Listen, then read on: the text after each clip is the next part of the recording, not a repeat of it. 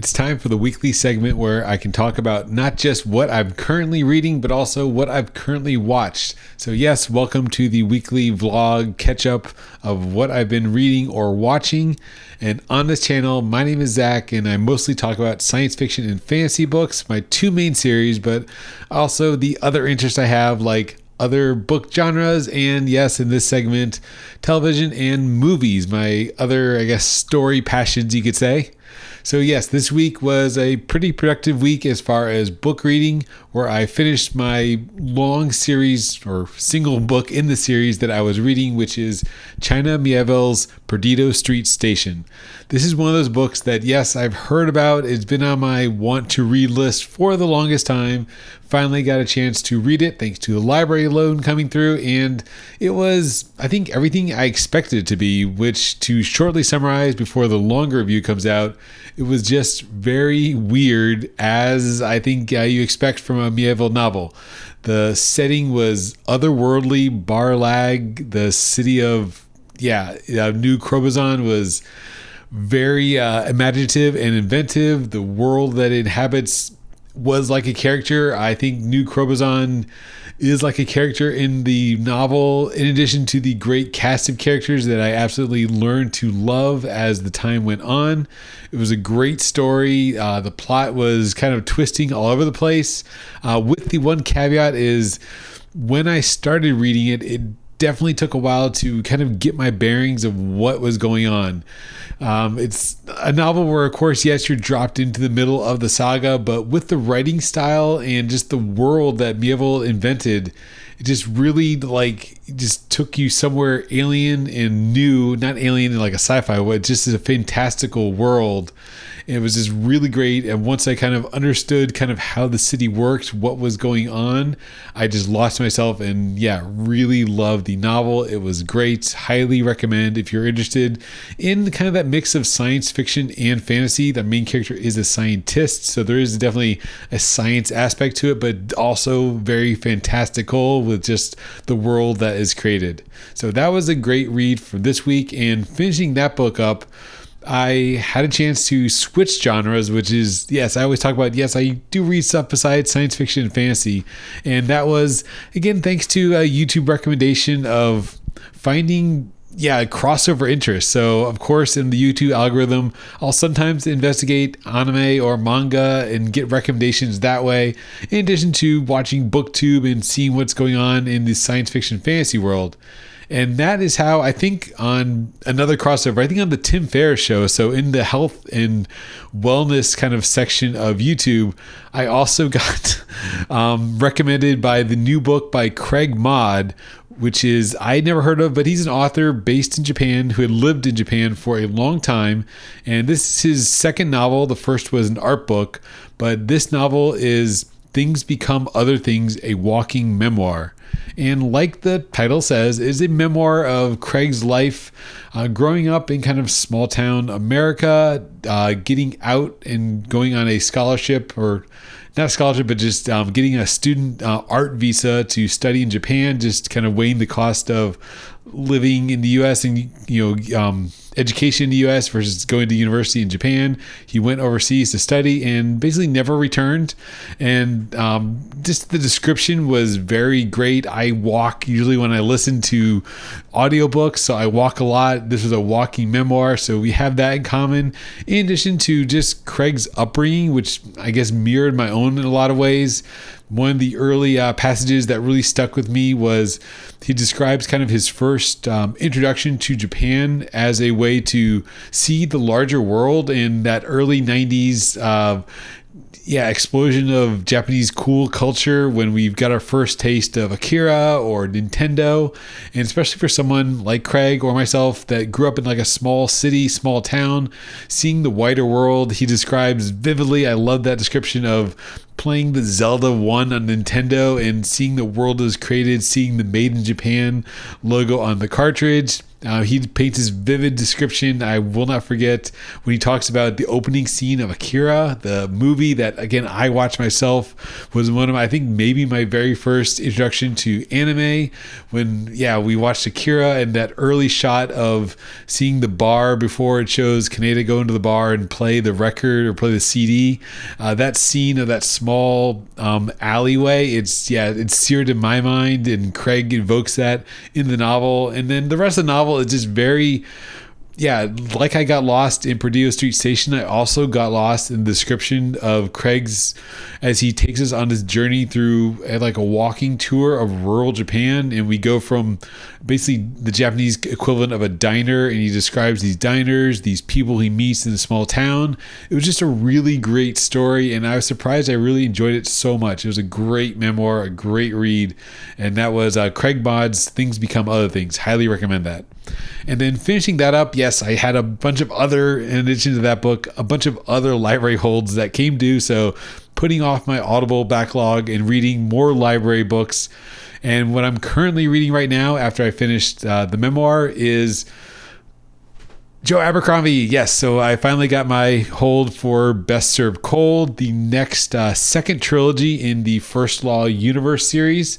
And this is a book that maybe similar to Perdido Street Station, it took me a while to get into the mood for, because it's so different from Perdido Street Station. Perdido Street Station is very imaginative, in an alien world, and Best Served Cold, it takes place in a fantasy setting. It's the same universe as the First Law, so it's the same empire, the North, the Union. It's got all that same kind of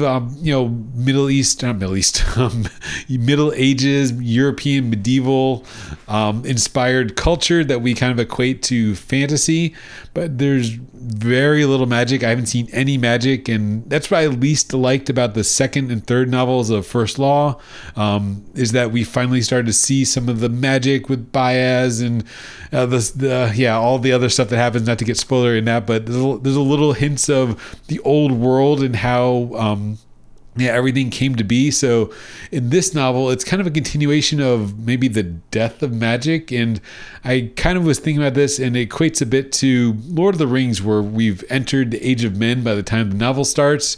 And by the end of the Lord of the Rings trilogy, magic is pretty much all gone because the elves have left.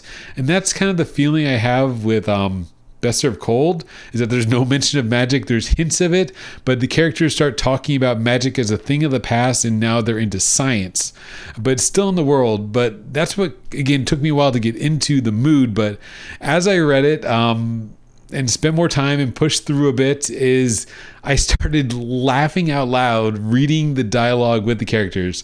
Some of the characters are so great. They're so fun. I snicker and snort as I'm listening to the audiobook to the quips between the characters, the jokes. The writing is just very rich. So if you like Joe Abercrombie's writing style, if you like characters and lovable characters for all the quirks like we had in the First Law, in the Blade itself, you have similar equivalent ish characters, but they're just really fun. It's a fun story, even though it's not as fantastical world building like I usually like in my fantasy or sci-fi novels. So it's pretty good so far, all things said, even though at its core it's a quote unquote simple revenge plot of assembling a group to take revenge for a wrong on our main character. But it's enjoyable, surprisingly more enjoyable as I get more and more into the novel. But that's going to probably occupy the rest of my week, finishing up this.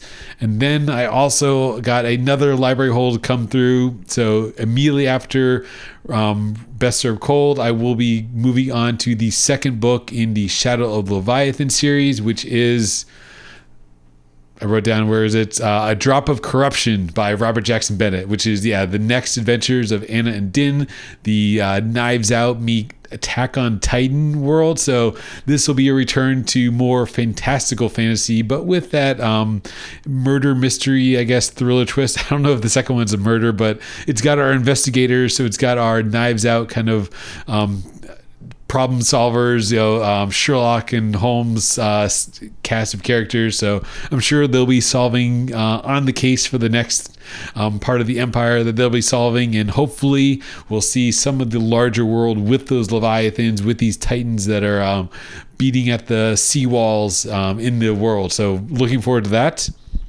And now I want to, talk about other media besides books, even though, yes, I love me some books and reading and getting lost in those worlds. I did get lost in a couple visual worlds, watching a bunch of movies this past week. So the big ones to talk about are the summer blockbusters, and that is, first of all, watching Fantastic Four First Steps. So this was a really great movie for me. I enjoyed it immensely as a pretty big fan of the Fantastic Four. I didn't grow up a fan of Fantastic Four, but reading the Hickman run of Fantastic Four into Secret Wars, absolutely loved those characters after that arc. The whole Fantastic Four into Future Foundation, into Secret Wars, Time Runs Out. Yeah, I am the hugest, biggest Hickman fan. I think that was a masterful story arc. I love that. Got me back into Marvel, reading the Hickman saga into Secret Wars. It's really great writing. Really love that, and love Fantastic Fours. Love seeing them on the screen. So even though, yes, we've gotten multiple Fantastic Four movie adaptations along the way over the years, this was pretty faithful, I think, because more than anything else, the world that they built, that retro future vibe, really fits the characters. It's I think everything worked for me. Of course, I guess I have some criticisms because no Marvel movie is perfect. No Marvel movie sticks the landing. I think the ending was a little weak, I guess, as everything comes together. I would have liked to see maybe a more imposing Galactus. I know it's not fully out on home video, so don't want to be too spoilery, but as per the usual, most Marvel movies, I don't want to talk too bad because it was still a good movie, and I hope people do see it more. I know it's kind of, there's a lot of articles how it's falling in ratings, especially compared to Superman, but I think it is worth seeing. It's fun. I had a good time. It is a feel-good summer movie. This is, I think, maybe the return to form for Marvel. I didn't really feel Thunderbolts / New Avengers. That was so.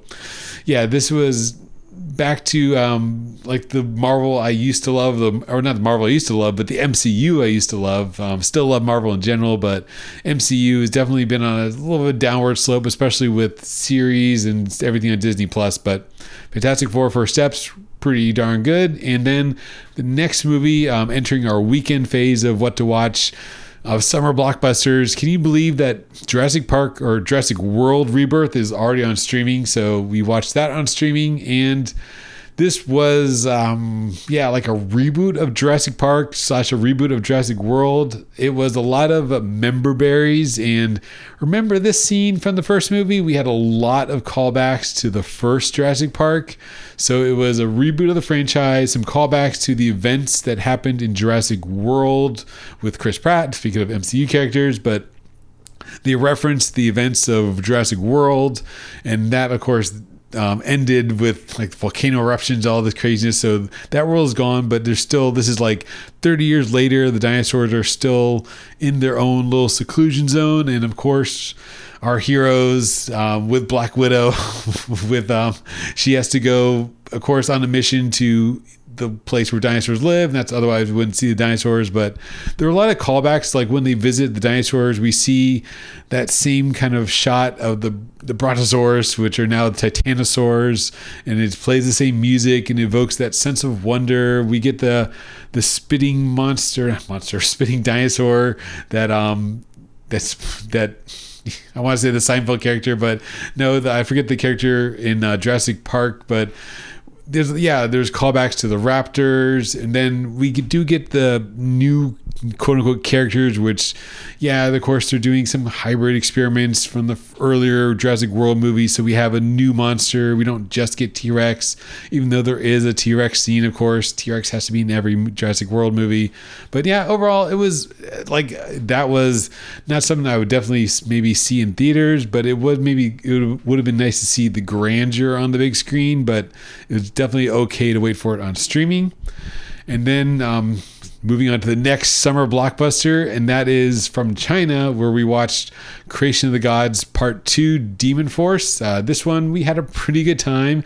It's like the equivalent of the Chinese blockbuster special effects, leaning into the mythology, a lot of crazy, battles and characters and CGI and huge battles. It's they don't make them like they used to, and this is that like they used to. This is that grand epic cinema from China. It was a lot of fun for that, to see all the characters. You have Neja in here again, who we just watched last weekend in Neja 2, the animated version, but this is the live action Neja. So overlap of stories a bit in there, in kind of the universe or the pantheon of Chinese historical fiction and these stories of gods battling and stuff like that. So it was fun, a lot of fun to watch this one, to see the battles on screen. So definitely think it's maybe not quite as good as Creation of the Gods Part 1, but it's still really good. It was still a really good time for Creation of the Gods Part 2 Demon Force. And then finishing up our Saturday movie was switching over to Japan. We watched from 2024 Last Mile, which is kind of the story of what would happen if Amazon went down. So the premise is bombs have infiltrated packages in the supply chain of Amazon Japan, and our characters must work with the police and figure out what's happening to the packages. They must sort out supply chain issues and who's the bomber, and it's sort of a thriller. It's sort of a corporate espionage or corporate criticism, because you can definitely see the very obvious references where the delivery drivers, the everyday Japanese men that are making it work on the contract delivery drivers, the messengers, are almost the heroes. The villain is the evil American corporation that everyone relies on. That why can't the hospital get their medicine? Because they're too reliant on Amazon. So very on the nose, maybe criticism of that one-stop shopping of Amazon, but it was interesting to see. And you spend a lot of time in the Amazon factory, in this their Amazon-esque factory, and it's fun. It was nothing mind-blowing, but it's definitely an okay watch, an okay weekend watch. Then shifting over to our Sunday watches, found on Hulu this movie that Betty found called A Nice Indian Boy, which was surprisingly, again, not too bad either. Maybe because we were interested in the subject, because it's about Indian weddings, which is a callback to our previous career back in the day of doing Indian weddings. So very familiar with the subject matter of wedding planning and some of the tropes of marriages and arranged marriages and outside of the norm, because this, of course, deals with a gay couple and them. A white boy who is raised by Indian parents, meeting our other main character, who is an Indian, closeted gay man who is, dealing with his family, his very, traditional family, who wants him to marry a nice Indian girl. And the reference is because it's a nice Indian boy. And it's that conflict between cultures, between old generation, new generation, between different orientations. So it was interesting. Especially love seeing all, of course, the references to weddings and wedding planning. Reminds me a lot of that back in the day. So again, a passable, decent movie from Hulu. And then lastly, we watched, this is probably the worst movie of the weekend, so maybe not a good movie to end on, but it was 2025's Tall Girl from China, which is a very basic romantic comedy about a tall girl and her troubles with boys. So it's very formulaic. It's definitely nothing groundbreaking. It was just a standard fare romantic comedy, but it was new, 2025. So it has some just modern takes on the romantic comedy genre and technology and social media, stuff like that. So okay, but definitely nothing to write home about. Definitely worthy to skip Tall Girl. And that's what we watched as far as movies. And then throughout the week, I was also binging the Wednesday TV series on Netflix to catch up for Wednesday season 2. So Wednesday, I watched the first episode when it first came out, but since I didn't watch it, I can't catch up to what Betty is watching. So I want to watch it and watched together the second season, so I had to catch up season 1. And it was all right too. It was not bad. It was not like amazing, but it was, I guess, above average. Kind of, again, a little bit cliche because it's a high school setting. Reminded me a bit of like maybe a number or blend of different manga series or anime series. It's a little bit of maybe Harry Potter because it's at a school for gifted children with magic, but they're not magic, they're monsters. So you have some characters that are vampires, some that are wolves or werewolves, some that are sirens, some that are, everyone's got their own power and their own clans. So it's a little bit of maybe the anime/manga. I've only read the manga, but I think the anime for it, Rosario Vampire, which is about a monster high school, or even like the TV, or not TV, but the movies Hotel Transylvania, where it's a bunch of classic monsters coming together, living together. And then of course there's like conflicts between, of course, the characters, because it's also a high school drama. So there's love interest and there's clashes, but there's also a connecting thread to these, the interpersonal relationships. There's a larger, of course, threat throughout the series that our intrepid main character Wednesday is solving and working out, in addition to navigating all the other her past, her present, and the situations around her. So again, it was above average, not 5-star, but probably a solid 4 out of 5 for me. It was fun. And looking forward to season 2. So that was my extended roundup. A lot of talking, a lot of books and movies to talk about this week. And very excited, as I said, to return to my books and hopefully watch some of Wednesday season 2 this week and catch up on the multitude of anime that are out this season that we're having a blast with, like Kaiju number 8, Dandadan, Sakamoto Days, and Clevitus. Some really great anime out there for this season on Crunchyroll and Netflix and a bunch of other streaming platforms. So thanks for watching and have a great day. Have a great week. Catch you later.